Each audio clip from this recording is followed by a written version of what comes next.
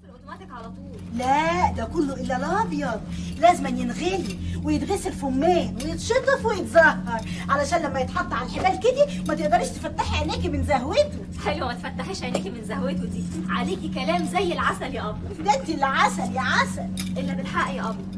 انا بقالي كام يوم كده عايزه اسالك سؤال. اسالي يا اختي اسالي. هو انا ليه كل ما اجي اتكلم مع مرات عمي تصغري لي وتقرصيني؟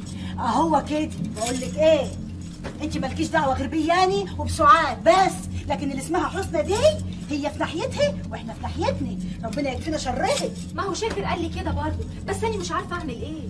تعملي زي ما بقول لك كده يا حبيبتي، مالكيش دعوه غير بياني وبسعاد بس. حاضر.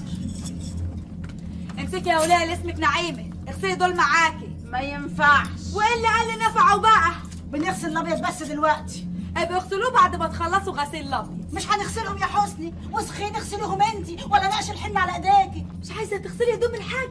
عايشين ومبرطعين في خيره، خير جوزي، ومش عايزين تغسلوا هدومه؟ جرى ايه يا حسني؟ ما تلمي الدور يا بنت ولا بتحريد على الخناق؟ هو انا لما اقول لك اغسلي هدوم صاحب الدار انا بحلب على الخناق؟ يعني منك انت عايزه ايه يا بنت؟ انتي عايزه تولعيها حريقه وخلاص؟ لا حول ولا قوه الا بالله. انا ما شفتش كده قبل كده. الناس تدور على راحه اللي عايشين في خير وبإبره، وانتوا شايفين نفسكم قوي على ايه؟ مانيش فاهمه. الغسيل بتاع الحاج يتغسل واديني قلتها كلمه. مدغوري بقى يا جلبت النصايب انتي. يا نهار اسود.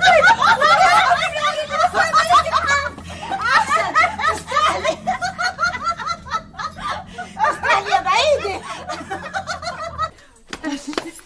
خش يا بنت. ايه بنت اللي اخرت كده؟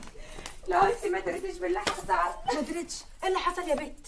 ستي ماتت والنبي يا اختي بركه. يا بنت انت بتقولي ايه؟ ما اقصدش يا حبيبتي، قصدي بس انها كانت تعبانه وتعباكي معاها. هي كانت واخده بحسي. معلش يا حبيبتي دفنتيه. ايوه النبي الحاج متولي لا يستره، دفن في مدافن الصدقه. طب يا اختي كويس. قطعت فيها حسني. انا يا قطعت فيك ايه يا مقطوعه يا منيله على عينك؟ هي كانت دريانه بحاجه من اصله؟ برضه هي كانت مونساني واخده بحسي. قولوا لي يا عنايات، ستك دي كان عندها كام سنه؟ يا دوبك 90 سنه كده. يا عيني